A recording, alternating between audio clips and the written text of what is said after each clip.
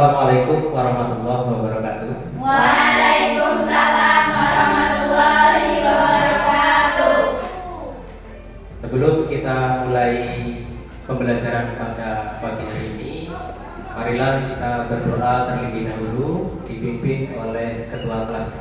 Silakan.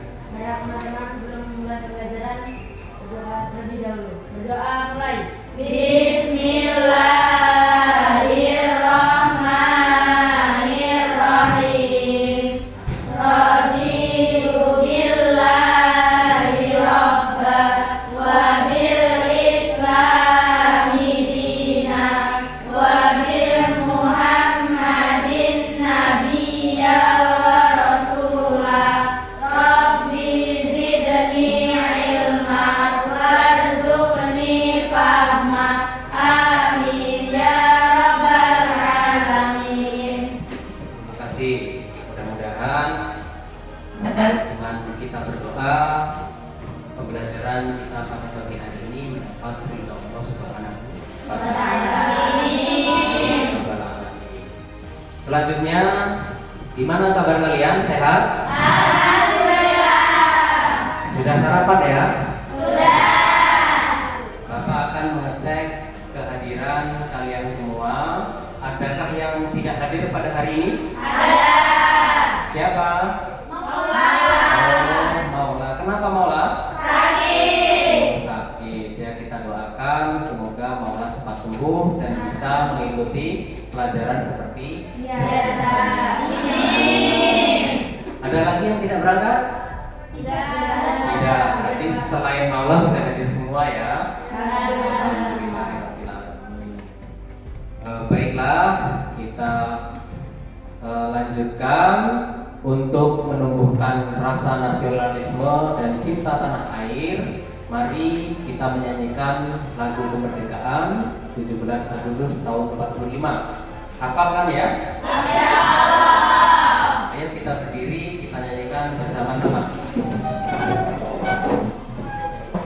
1, 2, 3. 17 Agustus tahun 45, itulah hari kemerdekaan kita. Hari merdeka nusa dan bangsa, hari lahirnya bangsa Indonesia.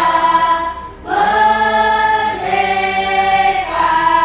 sekali merdeka tetap merdeka, selama hayat masih dikandung badan. Kita tetap sedia mempertahankan Indonesia. Kita tetap sedia membela negara kita. Terima kasih. Silakan duduk kembali. Baiklah anak-anak, untuk memotivasi belajar dan semangat belajar kita pada hari ini, nanti Bapak akan menyajikan tepuk anak soleh. Ya, jadi kalau kita bacakan nanti, kalau kau anak soleh tepuk tangan 2 kali. Ya, kalau kau anak soleh tepuk tangan. Kalau kau anak soleh, mari baca Al-Quran. Kalau kau anak soleh, siap belajar. Ya, ayo mari. Kalau kau anak soleh, tepuk tangan. Kalau kau anak soleh, tepuk tangan. Kalau kau anak soleh, mari baca Al-Quran. Kalau kau anak soleh, siap belajar. siap. Ya, siap belajar ya. Oke. Nah, untuk mengingat materi yang lalu, apa materi yang kemarin kita pelajari? Pengertian Al-Quran dan nama-nama Al-Quran. Pengertian Al-Quran dan nama-nama Al-Quran. Apa pengertian Al-Quran, Diana? Al-Quran adalah Kalam Allah ya, berbahasa. yang berbahasa Arab. Oh, ya. Ada lagi yang mau menambahkan? Eli?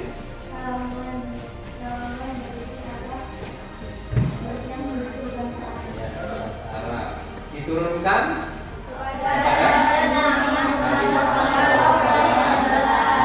secara mutawatir. Ya. Diawali dengan surah apa? Diawali dengan surah Al-Fatihah dan diakhiri dengan surah Al-Nas. Ya. Terus membacanya termasuk ibadah apa? Tidak. Membacanya termasuk ibadah. Coba si Yuli, ada berapa surah dalam Al-Quran? 114 ya. Oke. Nah sekarang ada nama-nama Al-Quran. Di antaranya ada Alkitab, Al-Asyifa, Al-Furqan, terus Az-Zikri. Siapa yang tahu arti dari Az-Zikir? Apa? Peringatan. Ada yang tahu arti dari Al-Furqan? Pembeda. Ya, jadi untuk materi yang lalu kalian sudah menguasai, maka untuk materi sekarang kita masuk kepada hadis, sunnah, dan khabar. Ya, hadis, sunnah, dan khabar. Oke. Ya, tujuan pembelajaran kita pada hari ini untuk mengetahui pengertian hadis, sunnah, dan khabar, dan untuk menunjukkan perilaku orang yang berpegang teguh kepada hadis, sunnah, khabar, dan asar, ya, seperti itu. Ya, nah nanti Bapak akan memberikan kertas yang untuk ditulis dan diisi dengan pertanyaan-pertanyaan.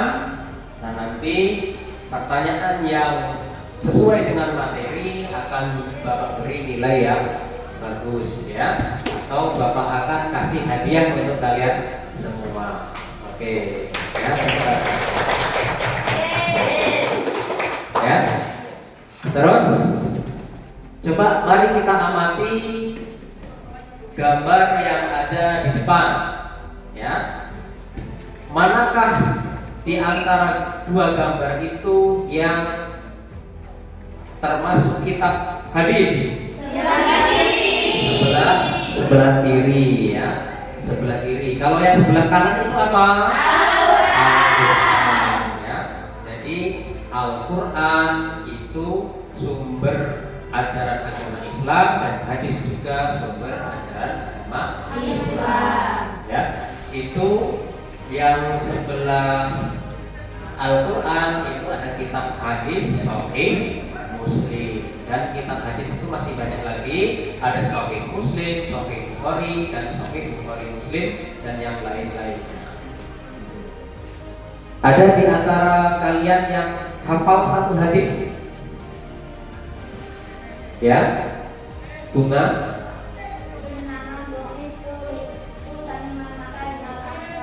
Inama bu'istu li'utani makarimal akhlak. Artinya apa itu? Ya, itu salah satu contoh dari hadis.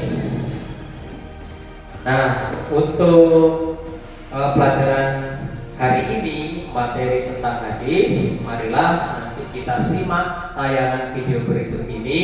Setelah itu nanti kalian amati, kalian cermati, dan kalian diskusikan. Seperti itu, ya. Oke.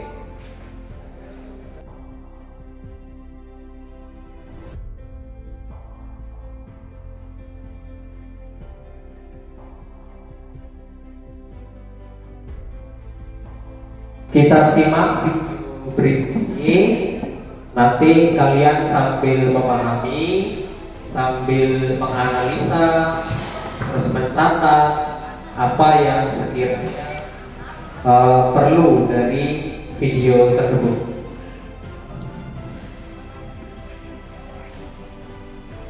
Kepada Nabi Muhammad SAW, baik berupa perkataan, perbuatan, pernyataan dan sebagainya. Nah, dari pernyataan tersebut dapat kita pahami bersama bahwasanya segala sesuatu ataupun yang bersumber dari Nabi Muhammad itu dinamakan dengan hadis. Selain definisi yang sudah disampaikan oleh mayoritas ahli hadis sebelumnya, kita juga akan melihat beberapa definisi yang ditawarkan oleh beberapa kalangan ulama yang menunjukkan adanya sedikit banyak perbedaan di dalam mendefinisikan hadis ini. Seperti halnya muhaddisin atau ulama yang ahli di dalam bidang ilmu hadis, mereka mengatakan hadis adalah segala sesuatu yang diberitakan dari Nabi Muhammad SAW, baik berupa perkataan, perbuatan, takrir ataupun ketetapan, serta sifat-sifat maupun hal ihwal Nabi. Nah, mengacu kepada definisi ini karena memang sama-sama berasal dari kalangan ahli hadis, sehingga tidak menunjukkan adanya perbedaan yang signifikan antara mayoritas ahli hadis dengan para muhaddisin. Sebagaimana para fuqaha ataupun ulama fikih memanai istilah asar ini untuk perkataan-perkataan yang bersumber dari para ulama, sahabat, tabi'in dan sebagainya, sehingga dapat dipahami pengertian asar ini lebih luas dibandingkan ataupun lebih umum dibandingkan dengan khobar dan hadis. Tetapi jumhur ulama ahli hadis mengatakan bahwasanya asar ini sama dengan khobar dan hadis, yaitu segala sesuatu yang disandarkan kepada Nabi Muhammad, kemudian kepada para sahabat dan kepada para tabi'in. Ya, jadi asar ini ternyata cakupannya lebih umum dibandingkan dengan khobar dan hadis.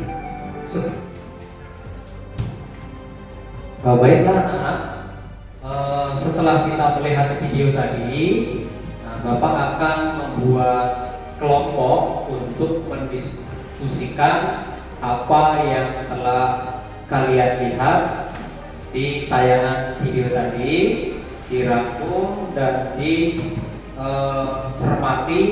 Nah, nanti akan dipresentasikan ke depan.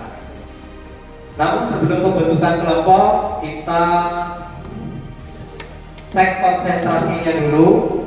Ketika nanti Bapak mengucapkan angka ganjil, kalian tepuk tangan. Kalau angka dia genap, tidak usah tepuk tangan. Seperti itu ya.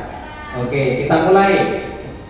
1, 3, 5, 7, 9, 8, 10, 11, 13. Oke, berarti kalian sudah semua konsentrasi. Baiklah, bagi kelompok menjadi 3 kelompok. Yang sini kelompok Ar-Rahman, sebelah sini kelompok Ar-Rahim, dan sebelah sini kelompok Al-Halim. Ya, silahkan didiskusikan dari video yang Bapak tayangkan tadi. Silakan.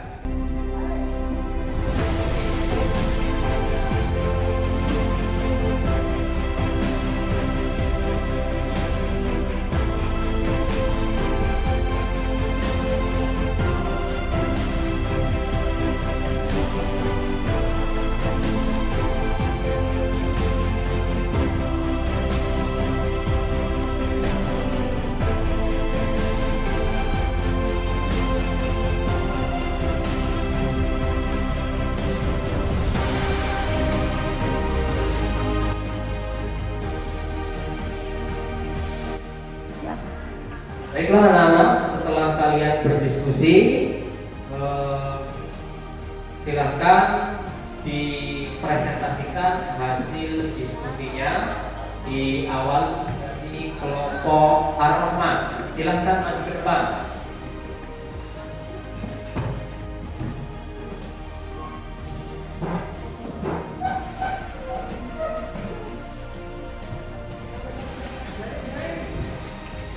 Assalamualaikum warahmatullahi wabarakatuh. Waalaikumsalam warahmatullahi wabarakatuh.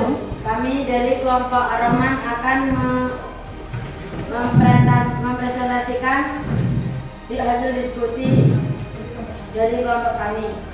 Yang pertama, hadis adalah segala ucapan, perbuatan, dan ketetapan atau takrir Nabi Muhammad SAW. Yang kedua, sunnah lebih luas dari hadis karena meliputi segala yang datang dari Nabi Muhammad SAW, baik sebelum maupun sesudah diangkat menjadi Nabi dan Rasul SAW. Yang ketiga, khabar adalah suatu berita baik yang berasal dari Nabi Muhammad SAW, para sahabat maupun para tabi'in. Yang keempat, menurut mayoritas atau jumhur ulama, asar secara istilah sama dengan hadis. Sebagian ulama berpendapat bahwa asar mempunyai arti yang lebih umum dibandingkan dengan khabar. Sebelumnya ada yang ingin bertanya? Saya dari kelompok Ar-Rahim ingin bertanya, jelaskan perbedaan antara Al-Quran dan hadis. Perbedaan Al-Quran dan hadis itu ada 4. Yang pertama, perbedaan dari segi bahasa dan makna. Yang pertama, Al-Quran diturunkan dengan bahasa dan maknanya langsung dari Allah Subhanahu wa Ta'ala. Yang kedua, hadis adalah bahasa dan maknanya dari Nabi Muhammad SAW. Yang kedua, perbedaan dari segi periwayatan dibagi menjadi 2. Yang pertama, Al-Quran tidak boleh diriwayatkan dengan maknanya saja sebab dapat mengurangi kemukjizatannya. Yang kedua, hadis boleh diriwayatkan dengan maknanya saja. Yang terpenting dalam hadis adalah menyampaikan maksudnya. Yang ketiga, perbedaan dari segi kemukjizatan. Yang pertama, Al-Quran baik lafal maupun maknanya merupakan mukjizat. Yang kedua, hadis bukan merupakan mukjizat. Perbedaan dari segi nilai membacanya. Yang pertama, Al-Quran diperintah untuk dibaca, baik pada waktu sholat atau wajib membaca surat Al-Fatihah maupun di luar sholat sebagai ibadah, baik orang yang membacanya itu mengerti maksudnya maupun tidak. Yang kedua, hadis dilarang dibaca ketika sholat dan membacanya tidak dinilai ibadah. Demikian presentasi dari kelompok kami. Saya akhiri, wabillahi taufiq wal hidayah. Wassalamualaikum warahmatullahi wabarakatuh. Waalaikumsalam warahmatullahi wabarakatuh. Ya, silahkan kembali ke tempat.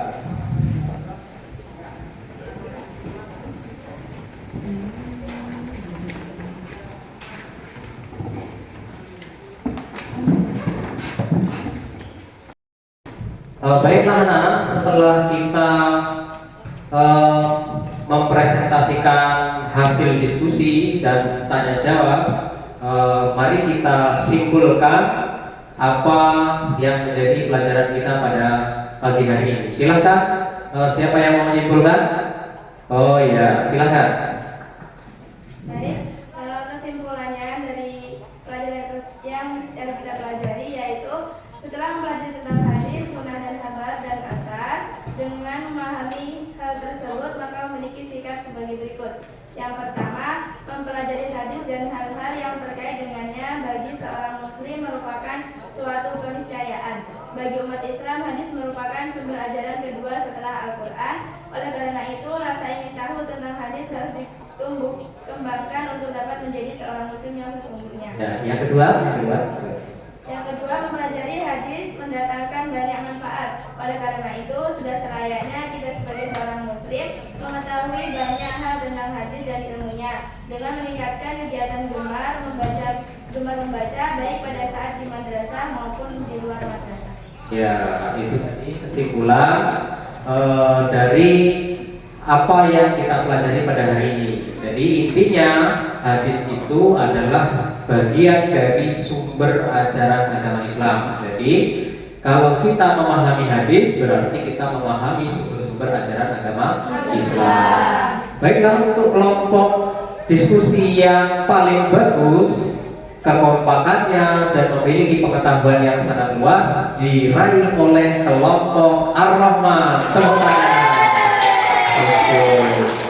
Terima kasih sudah bekerja sama dengan baik. Nah, maka dari itu jangan segan-segan atau jangan ragu-ragu untuk membaca hadis setiap hari, banyak-banyak hadis yang dihafal, dan jangan lupa pula membaca Al-Quran, karena membaca Al-Quran itu bernilai ibadah ya, dan akan mendapatkan pahala. Satu huruf dalam Al-Quran ketika dibaca dihitung 10 kebaikan ya. Selanjutnya pada pelajaran yang akan datang kita akan mempelajari tentang pengertian dan perbedaan unsur-unsur hadis ya.